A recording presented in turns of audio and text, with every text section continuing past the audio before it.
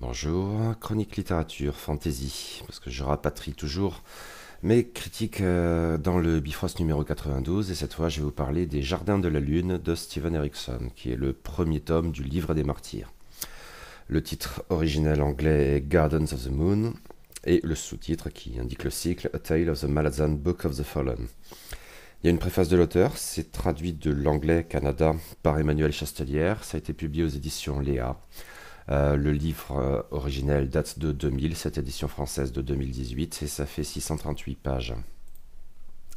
Le Livre des Martyrs est une série de fantasy due à l'auteur canadien Steven Erikson, qui compte 10 volumes à ce jour. Elle a rencontré un immense succès, et sa traduction française semble pourtant maudite. 2 éditeurs s'y sont déjà cassés les dents. Aujourd'hui, un troisième se lance dans l'entreprise. Les discrètes éditions Léa auront-elles les épaules pour mener l'entreprise à terme ? J'avais écrit à l'époque de cette chronique, on peut en douter, on doit l'espérer, il faudra y revenir.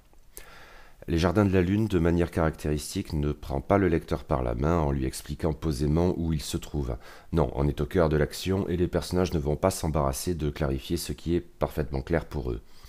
Or, l'univers en question est dense, complexe, coloré, éventuellement au prix de la cohérence, et les intrigues qui s'y nouent de même, la multiplication des personnages n'arrange rien à l'affaire.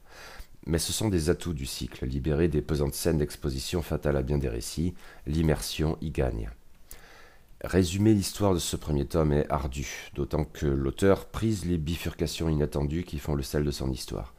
Contentons-nous de poser que l'Empire malazéen, avec à sa tête l'ambitieuse et paranoïaque impératrice Lazéenne, commence à ployer sous le poids de ses conquêtes. Les ultimes proies ne sont pas les plus aisées à abattre, et la politique cruelle de l'Empire suscite la grogne parmi les peuples vaincus, comme au sein de l'armée. Complot et purge semblent devoir sonner le glas de l'Empire. La suspicion de Lazine à l'encontre de ses propres troupes a de quoi motiver la mutinerie. Les brûleurs de pont commandés par Mésanget et promis à l'extermination, la magicienne Loquevoile qui a vu tous les siens périr dans un piège élaboré par son propre commandement, sont autant de survivants miraculés qui se doutent qu'ils ne feront pas long feu dans ces conditions. La prise de la ville de Pâle a été coûteuse, celle de la perle du continent, d'Arugistan, paradis des voleurs et des assassins, sera fatale à tous. La mystérieuse lune forteresse d'Anomanderreich flotte au-dessus des 2 cités. Peut-être la vraie malédiction de ces hommes et ces femmes qui vivent sous la botte de l'Empire malazéen est-elle que les dieux marchent parmi les mortels. L'univers de Steven Erikson n'est pas réaliste, la magie est omniprésente avec ses mystérieuses garennes, et les dieux sont joueurs. L'auteur a dit s'être inspiré de l'Iliade, et c'est flagrant. Les mortels font les frais de manipulations tortueuses par des êtres éminemment supérieurs. Reste cependant à savoir ce qui est le plus à craindre, de l'ombre ou de l'incertitude.